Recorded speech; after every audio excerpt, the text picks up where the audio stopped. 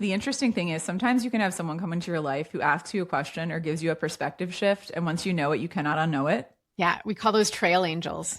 So Yeah. my trail angel was somebody who came along and he had heard me speak at our large corporate office to 300 of their clients and prospects. All the big wigs are there. In my mind, I'm like, this is my audition to get more corporate gigs within the company and get sent around the country to all our different offices.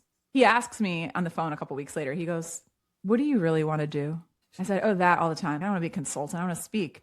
And he goes, how long do we have you? And I was like, what do you mean? How long do you have me? He goes, you don't need us to do what you want to do. How long do we have?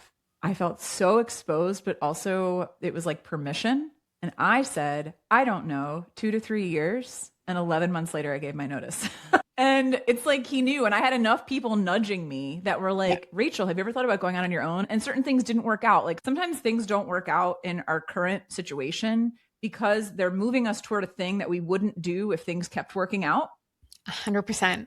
And that's what kept happening to me. I just kept hitting these roadblocks. And I was like, why isn't this working? Why aren't they letting me step into this corporate role with that salary? Why do they keep kicking the can down the road? And the reality was I needed to wake up and pay attention to the fact that what was next for me was to go out and do my own thing. And so I had enough people that were booking me, not because of my company. They were like, we want you to speak. And I did the math in my head. I was like, oh, they don't want my company. They want me. They want my message. Interesting. But I'll tell you, Megan, December of 2019, I'm looking at a giant tear pad at someone's living room in Dallas, Texas with a bunch of mentors. And I'm in tears because I have 2 gigs booked for all of 2020. My husband's a teacher. I'm the primary earner. I'm having to make up for what was a 6-figure corporate salary.